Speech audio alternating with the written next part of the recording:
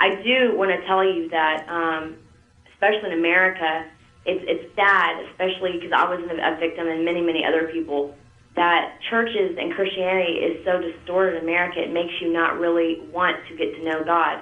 But if you just read the Bible and really read it and understand what it says, and not think about religion or church or a certain denomination, because I'm a non-denominational Christian, which I actually call myself a Christ follower. And in my heart, I'm a Jewish person, I'm a Buddhist, I'm a Christian, I'm a Muslim, in my heart. But I know why we are the way we are. I know how we got here. I know where we're going to go. But most importantly, I know why the evil and the good forces work. And how they work is because Christ did die for us. And I kind of understand what you're saying. And he did, and he did. But he did. But what you're making are a lot of...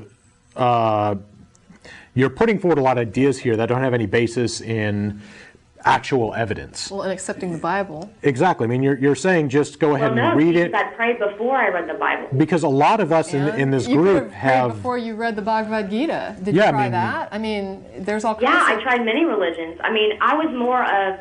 I have, my whole life, I've been more of a nonconformist and so, anti-everything. I wanted to figure it out on my own. I'm very artistic. Why do you believe Jesus Christ even lived? What makes you... Why do I think he lived? Yeah. Well, there's archaeological proof that... No, there's not. That stories in the Bible are true. But not that Jesus Christ ever lived. Yeah, not that... I mean, yes, Israel's a real place. I accept that. Spider-Man comics also talk about certain newspapers and New York. They exist also. That doesn't mean Spider-Man is real. Well, if there's one thing wrong or false about the Bible, then it must be all false, right? I would say that might not be true. Absolutely not. Because you can, he was just giving you an example of a fictitious figure that uses an actual city. Exactly. You can make up mythology that occurs. Look at Greek mythology. Do you believe in Zeus? I mean, there's Greek mythology where you have all kinds of gods and goddesses running around real places with real kings.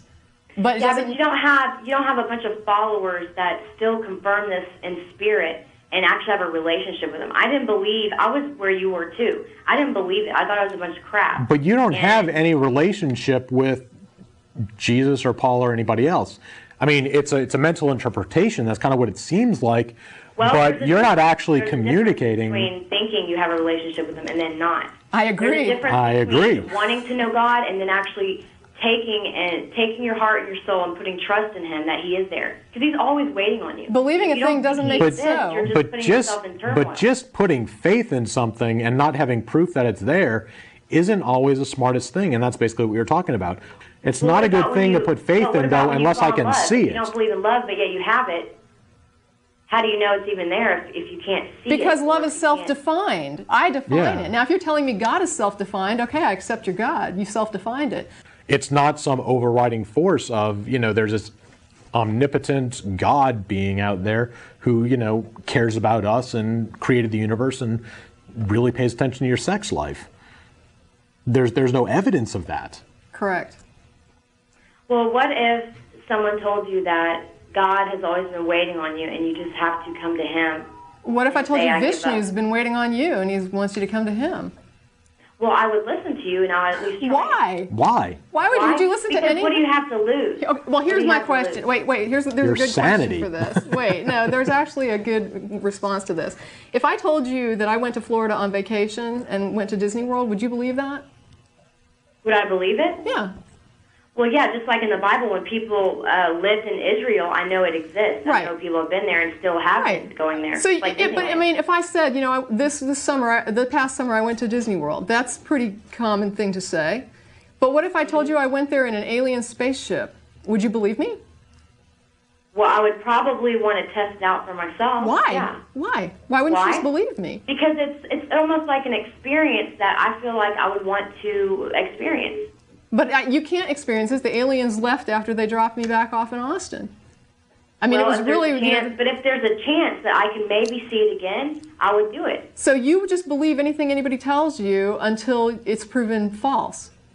Is that what you're saying? I don't believe everything people tell me, but I take it in, I absorb it, and then I see whether or not it's going to be true. Because I do my research. Okay. So when people, as a child, I kind of went on the bandwagon. I was like, Christianity, religion, all that stuff is a bunch of mess. It's just organized stuff that makes people, prejudice and, I don't know. I just thought a lot of different things about it, okay?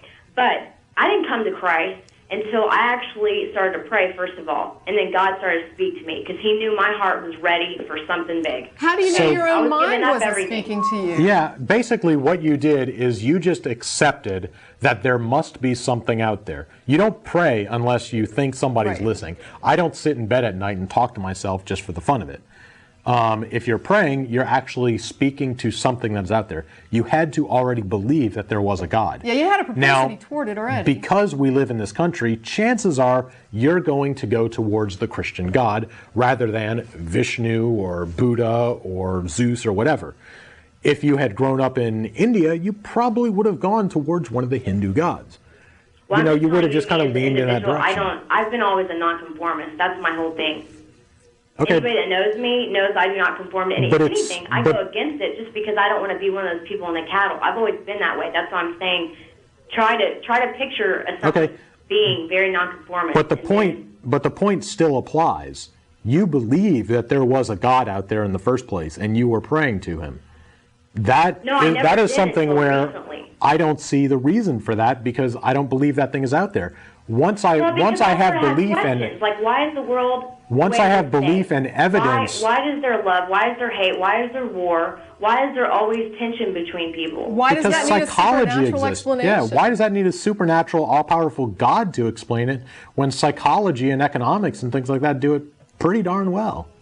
Well, God gives us science. He gives us the ability to figure out things and then come up with answers. But I'm not sorry. all of them are going to be from him. If you're making these claims, you're going to have to verify it. Yeah. I mean, basically, you're putting forward a bunch of claims, and you're not giving us any verification or evidence for what you believe. You're just saying God does that. Yeah, and that's what he does. Well, here's some evidence Sorry. right here. Here's some evidence right here. When I speak to God, he answers my prayers. There's a lot of people that talk to things that talk back to them. There's a guy that just called the other, like there is. 30 there's minutes. Demons or there's God that talks. Well, there was a guy that called a little while ago. He tested out whether or not it's good or bad. A little while ago, and when I've prayed and God's answered my. A little while ago, a guy called to say cars talked to him for 5 years.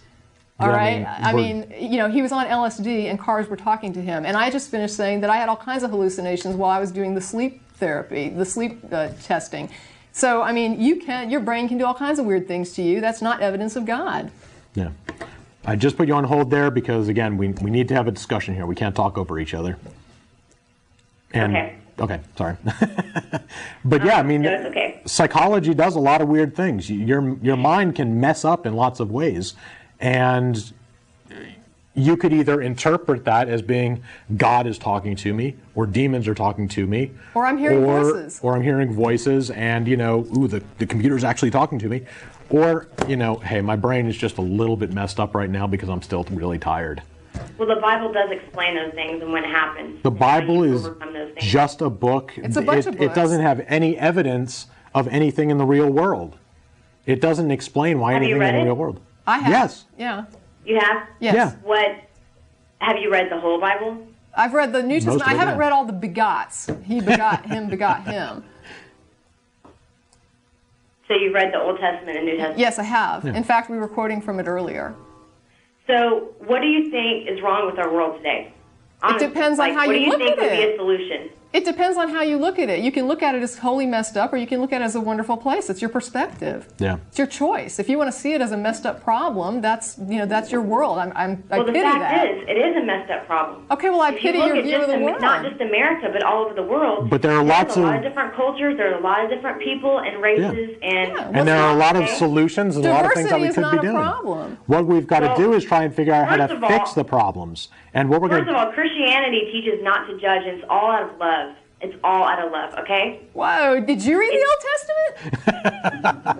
I'm going to ask Believe you now. in me or I will throw you into a burning pit of fire for the rest of eternity. If you're raped and you don't scream loud enough, you should be stoned to death. Yeah. That's what's in the Old Testament. That's not judgmental. First of all, I think you misread a part because Christianity actually was developed when Christ came. So if you read the second, like the New Testament, it is all out of love. It doesn't say any of that. You're talking about the Old Testament. Christ said he came to... That's when God was mad about everybody going against him. God got mad. Because when God came down and gave us the Ten Commandments and told us He gave the Jews the Ten Commandments. And basically, proved so much stuff to us, we've still forsaken him, and that's why you see God being really angry. Did And Jesus that's why take we're gonna- him to the money believe that the changers? Messiah is still We're coming. going to let you go at this point because we have a little over 30 seconds left on the show.